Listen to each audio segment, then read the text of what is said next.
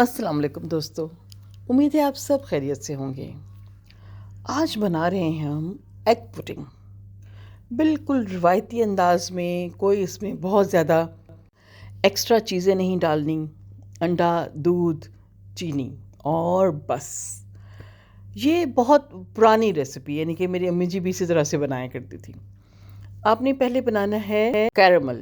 Caramel के लिए 3 खाने के चम्मच लेंगे और 1.5 खाने का चम्मच इसमें पानी डाल देंगे। हल्की आंच में हम इसे छोड़ देंगे जब तक कि ये ब्राउन ना हो, यानी कि इसको हम कैरमल करेंगे, कैरमलाइज करेंगे। आंच हल्की रखिएगा ताकि ये अच्छे से जल जाए या पक जाए। चीनी ज़रा जब कैरमलाइज होती है तो वो थोड़ी थोड़ी जलती भी तो है ना।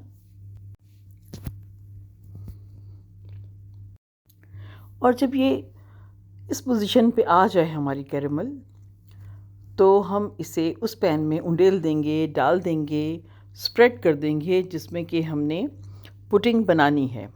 ये जो आप डार्क समझ रहे हैं, ये डार्क होने की एक वजह ये है कि हमने एक जगह ही जब सारी कैरमल डाल दी तो वो जगह डार्क हो गई। अदरवाइज़ ये बहुत अच्छी डार्क ब्राउन कलर की, जैसे कि हमें चाहिए थी वैसी ये कैरमल बन चुकी है।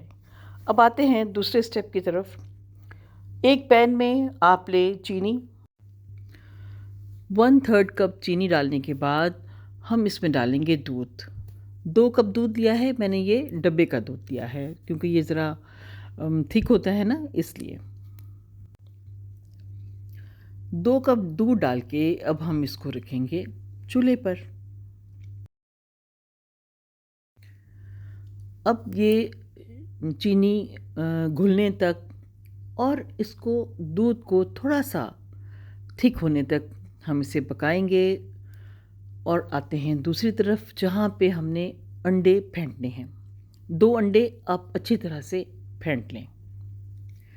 2 अंडे, आधा लीटर दूध, 1/3 कप चीनी और पुडिंग तैयार। दूध जो है वो काफ़ी हद तक क्या कहना चाहिए, पक चुका है। मुझे थोड़ा सा कम भी लग रहा है। तो अब इस बॉइलिंग पोजीशन पे जब आ जाता है तो हम इसको, चूल्हे को बंद कर देंगे और वर्क प्लेस पे इसे रख लेंगे ताकि इसे हम ठंडा कर सकें।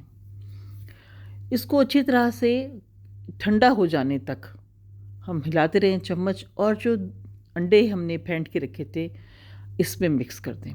एक ही बात है, आप दूध को अंडों में मिक्स कर दें या अंडों को दूध में मिक्स कर दें, बात एक ही है।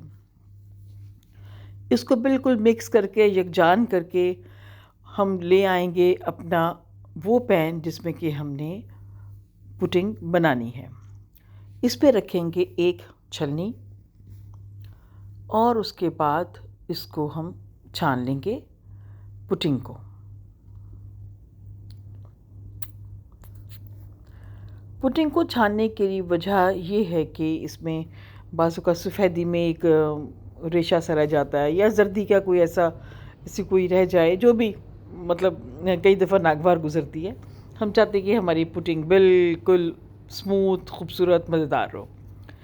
लीजिए, बिल्कुल रेडी हो गई है। हमने इसको फ़ाइल से लपेट लिया है और फ़ाइल पेपर से, और एक पतीले में इतना पानी डाला है कि जब हम ये अपना स्टैंड डालेंगे तो उस तक ना पहुँचे।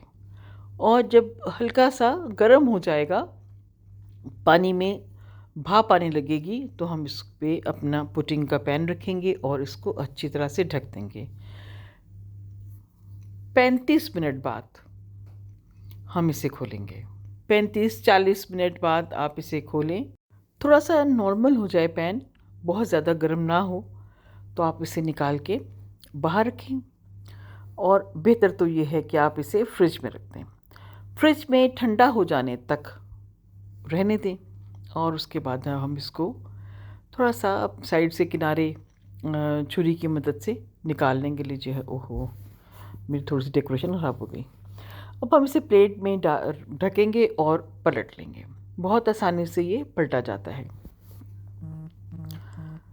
बहुत मज़ेदार, ज़बरदस्त सी पुडिंग तैयार है। ठंडी, ठार और मीठी।